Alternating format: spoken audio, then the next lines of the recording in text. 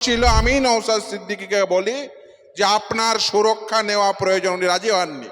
আমি বলি তার কারণ এই সুরক্ষা আপনার জন্য না, এই সুরক্ষা পশ্চিমবঙ্গবাসীর জন্য। সেজন্য উনি প্রথম চিঠি কাকে দিয়েছিলেন জানেন? মমতা ব্যানার্জিকে। তারপরে চিঠি ডিজি পুলিশকে, তারপরে চিঠি অমিত শাহ পুলিশকে, অর্থাৎ কেন্দ্রের সরকারকে, সকলকে চিঠি দিয়েছিলেন, কেউ কিচ্ছু করেননি। রিপোর্ট ফাইল করে এই সিকিউরিটির নির্দেশ আদালত দেয়, এবং এই সিকিউরিটি কে প্রদান করেছে? না মমতা ব্যানার্জির পুলিশ, না অমিত শাহর পুলিশ, এই সিকিউরিটি দিয়েছে আদালত। রাজ্যের সমস্ত এমএলএ রাজ্যের সিকিউরিটি পায়। ও বাবা, দেখি শওকত মোল্লা সে এবার জেড সিকিউরিটি পায়। পাড়া পাশের বাড়ির 6 জন লোক চেনে না, তাই সে 60 জনকে নিয়ে ঘুরে বেড়ায়। বলেছে এসআইআর হওয়ার সময় কোথায় ছিলে? এসআইআর হওয়ার সময় মামলাকারীর নাম নওশাদ সিদ্দিকী, মুস্তারি বানু, মমতা ব্যানার্জি ছিল না। আমার মসজিদ, আমার কবরস্থান, আমার দাদর কবরস্থান, আমার দাদির কবরস্থান যেদিন দখল করতে এসেছিল, সেদিন তোমার পিসি কোথায় ছিল? সেদিন মামলা কে করেছিল? নওশাদ সিদ্দিকী। উল্টে যখন নওশাদ সিদ্দিকীর নেতৃত্বে কনস্টিটিউশনাল ফোরাম ধর্মতলা থেকে শুরু করে গোটা পশ্চিমবঙ্গে আন্দোলন শুরু করেছে, যখন দেখেছে মানুষ জাগছে তাদের মসজিদ, তাদের কবরস্থান রক্ষা করার জন্য, তখন কি বলেছে? ভোট নিতে তখন কি বলেছে? যে তুমি আন্দোলন করতে দিল্লি যাও। আজকে ভোট চাইতে এসছে ভবানীপুর থেকে, কালীঘাট থেকে ভোট চাইতে এলে ওই তৃণমূলের প্রার্থীদের বলে যাবে ভোট চাইতেও তোমরা দিল্লি যাও। প্রথমেই মঞ্চে উপবিষ্ট বরিষ্ঠ বাম নেতা তুষার দা, আগামী 4 তারিখ যে ফলাফল ডিক্লেয়ার হতে চলেছে, সেখানে বিধায়ক হিসাবে যিনি ক্যানিং পূর্বের ডিক্লেয়ার হতে চলেছেন সে আরাবুল সাহেব, এখানে ভাই হাকিমুল, কারিমুল সহ এই অঞ্চলের পার্টি নেতৃত্ব, বাম এবং আইএসএফ পার্টি নেতৃত্ব, সকলকে সংগ্রামী অভিনন্দন। গতকাল আপনাদের এই বাঙড়ে তৃণমূল কংগ্রেসের নাম্বার 2 অভিষেক বন্দ্যোপাধ্যায় এসে কতগুলো প্রশ্ন করে গেছে, আপনারা শুনেছেন। আমি আজ সকালে মগরাহাটে ছিলাম, তিনার সভা আজকেও মগরাহাটে ছিল। তিনি মগরাহাটে গিয়েও একই কথা বলেছেন। তিনি বোধহয় গতকাল রাত্রের ওই জবাব বোধহয় দেখেননি। এই তৃণমূলের লাইনটা এত কেটে গেছে না, মানে আইপ্যাক তো আর কাজ করছে না, ও লাইন সব কেটে গেছে, ফলে জবাবটা উনি দেখেননি, তাহলে আজকাল বলতেন না। উনি গতকাল কি বলে গেছেন? উনি বলে গেছেন যে নওশাদ সিদ্দিকী এই যে সিকিউরিটি পায়, এই সিকিউরিটি নাকি অমিত শাহর পুলিশ দেয়, তাই বুঝি? প্রথম এই নওশাদ সিদ্দিকীর উপরে দেখেছেন যখন ডিএ মঞ্চে গেছিল, একজন অ্যাটাক করার চেষ্টা করেছিল। বারবার এই যে কাজ যখন হচ্ছিল, আমি নওশাদ সিদ্দিকীকে বলি যে আপনার সুরক্ষা নেওয়া প্রয়োজন, উনি রাজি হননি। আমি বলি তার কারণ এই সুরক্ষা আপনার জন্য না, এই সুরক্ষা পশ্চিমবঙ্গবাসীর জন্য। কেন সেটা পরে ব্যাখ্যা করে বলবো। সেজন্য উনি প্রথম চিঠি কাকে দিয়েছিলেন জানেন? মমতা ব্যানার্জিকে। তারপরে চিঠি ডিজি পুলিশকে, তারপরে চিঠি অমিত শাহ পুলিশকে, অর্থাৎ কেন্দ্রের সরকারকে, সকলকে চিঠি দিয়েছিলেন, কেউ কিচ্ছু করেননি। তখন আমি মামলা করে, আমি হাতে আমার পকেট থেকে একটা কাগজ বের করেছি, গতকালও দেখিয়েছি। এটা কি? এটা হচ্ছে আদালতের নির্দেশ। চাইলে আপনারা নিজেরা সবাই ওয়েবসাইট থেকে ডাউনলোড করতে পারেন। WPA নাম্বার 14,527 2023, পঞ্চায়েত ভোটের বছরে এই মামলা করা আদালতের নির্দেশে। আদালত তা যে কোনো মানুষ কতটা সিকিউরিটি পাবে, তার কতটা থ্রেট পারসেপশন রয়েছে সেটা অ্যাসেস করে তার সিকিউরিটি প্রদান করে। প্রথমে আদালত প্রথম দিন যখন মামলা ওঠে তখন জিজ্ঞাসা করেন যিনি রাজ্যের সরকারের হয়ে, যিনি কেন্দ্রের সরকারের হয়ে অ্যাপিয়ার করেছিলেন যেসব আইনজীবীরা, তাদের জিজ্ঞাসা করেন যে বলো তোমাদের বিজেপির সব এমএলএ, ৭৩ জন এমএলএ সেই সময় ছিলেন, সবাই সিকিউরিটি পায়, কেন্দ্রের সিকিউরিটি। রাজ্যের সমস্ত এমএলএ রাজ্যের সিকিউরিটি পায়। ও বাবা, দেখি শওকত মোল্লা সাহেব জেড সিকিউরিটি পায়। পাশের বাড়ির ৬ জন লোক চেনে না, তাই সে ৬০ জনকে নিয়ে ঘুরে বেড়ায়। তো জজ সাহেবকে এসব বলার পরে জজ সাহেব বলে যে তোমরা রিপোর্ট ফাইল করবে। রিপোর্ট ফাইল করে এই সিকিউরিটির নির্দেশ আদালত দেয়। এবং এই সিকিউরিটি কে প্রদান করেছে? না মমতা ব্যানার্জির পুলিশ, না অমিত শাহর পুলিশ, এই সিকিউরিটি দিয়েছে আদালত। ফলে পরিষ্কার কোন বিজেপি না। আপনাদের গতকাল আর একটা কথা বলেছে এই যে এসআইআর হচ্ছে, এবারের সব থেকে বড় ইস্যু কি? এসআইআর। আমি বলবো, ব্যাখ্যা করব এসআইআর এর গপ্প কি করেছে। গপ্প বলবো মসজিদ কবরস্থানের কি করেছে। বলেছে এসআইআর এর যখন মামলা হচ্ছিল নওশাদ সিদ্দিকী কোথায় ছিল, বলেছে তো? বলেছে। আচ্ছা, একজন কে বলেছিল না আমি জীবন্ত থাকা অবস্থায় এসআইআর হবে না? কে বলেছিল? বেঁচে আছে না? তাহলে তুমি বেঁচে থাকলে আর এসআইআর হলো, ব্যাপারটা কি?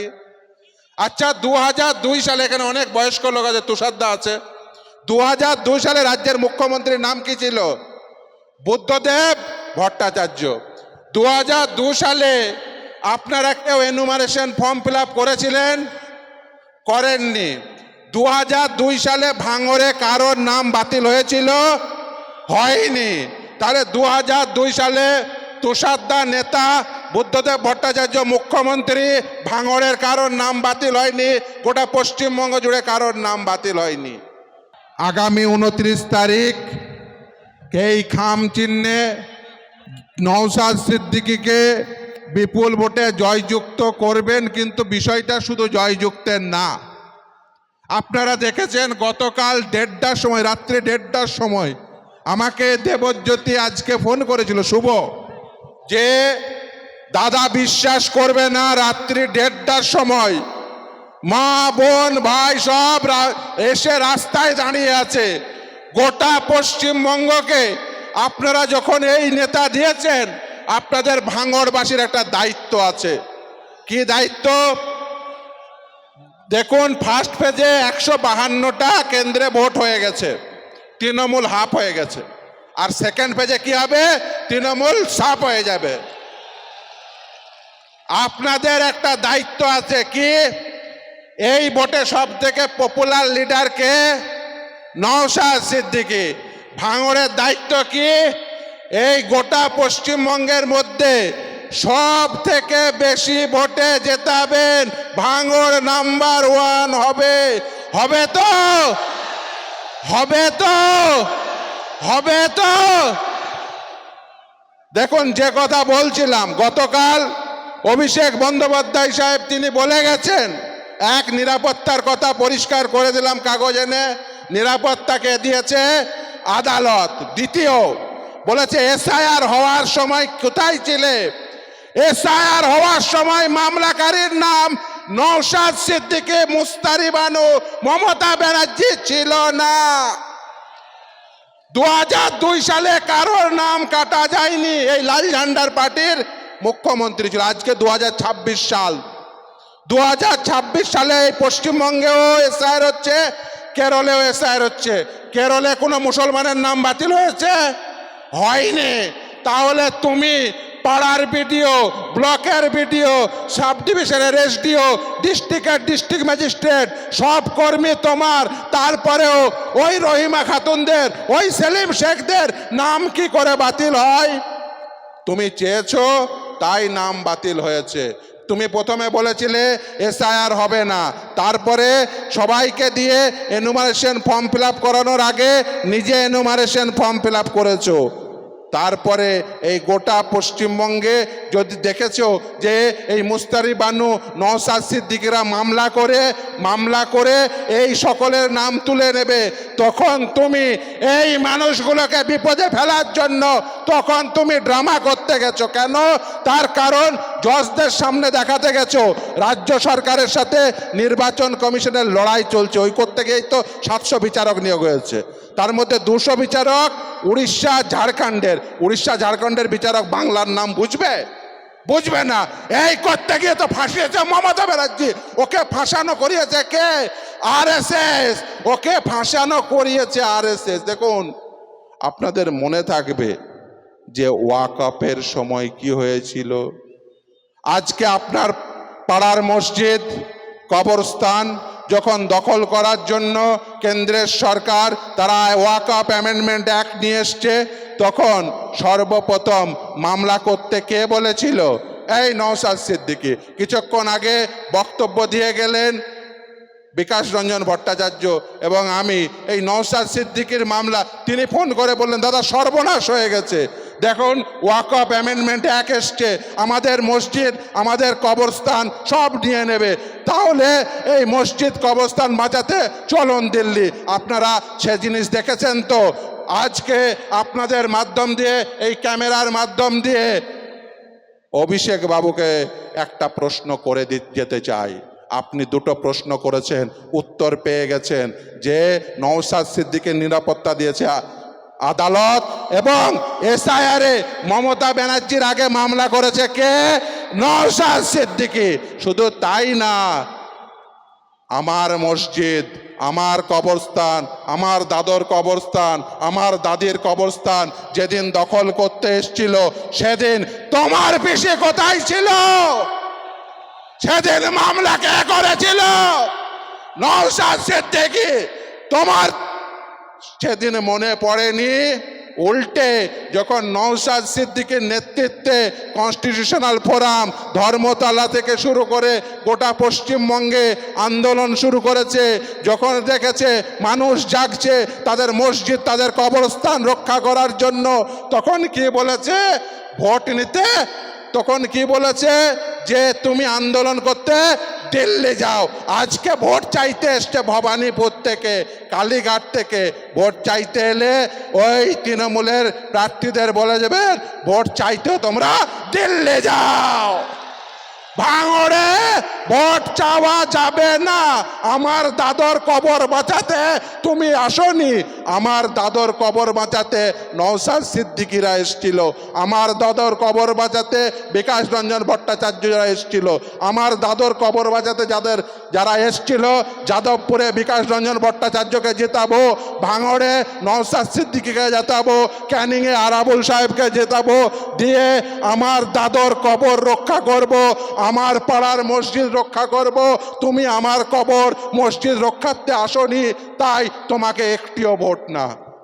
দেখুন, ভোট শুধু কবর বা মসজিদ বাঁচানোর না, ভোট হচ্ছে কেজি টু পিজি বিনামূল্যে শিক্ষা পাওয়ার, শিক্ষান্তে প্রতিটি বাড়িতে একজন করে চাকরি পাওয়ার, ভোট হচ্ছে গোটা পশ্চিমবঙ্গ জুড়ে সাম্প্রদায়িক সম্প্রীতি রক্ষা হবে কি হবে না। তাই আগামী দিনে কেজি টু পিজি বিনামূল্যে শিক্ষা পেতে, শিক্ষান্তে প্রতিটি বাড়িতে একটি করে চাকরি পেতে এবং এই গোটা পশ্চিমবঙ্গ জুড়ে সাম্প্রদায়িক সম্প্রীতি বজায় রাখতে আপনারা আগামী 29 তারিখ খাম চিহ্নে ভোট দিন এবং এই বাম এবং আইএসএফ জোট ক্ষমতায় এলে কেজি টু পিজি বিনামূল্যে শিক্ষান্তে প্রতিটি বাড়িতে একটি করে চাকরি এবং এই গোটা পশ্চিমবঙ্গে কারোর হিম্মত হবে না একজন মুসলমানকে রোহিঙ্গা বলার, তাকে ডিটেনশন ক্যাম্পে পাঠানো, এই বলার যদি হিম্মত জাতি না কাউকে তৈরি করে দিতে চান, তাহলে আগামী 29 তারিখ খাম চিহ্নে ভোট দিয়ে নওশাদ সিদ্দিকীকে বিপুল ভোটে জয়যুক্ত করুন। এই বলে আমি আমার বক্তব্য শেষ করছি। ইনকিলাব জিন্দাবাদ। আর আপনাদের শেষে যে কথা বলে গেছি, দেখুন আমি এসছি কিন্তু ওই যাদবপুর কেন্দ্র থেকেই।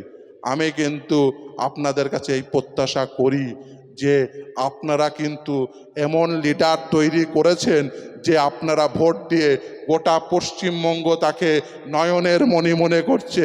এখন এই নয়নের মণিকে সর্বোচ্চ ভোটে জেতানোর দায়িত্ব কার? ভাঙড়বাসীর। জেতাবেন তো? সকলে ভালো থাকবেন। ইনকিলাব জিন্দাবাদ।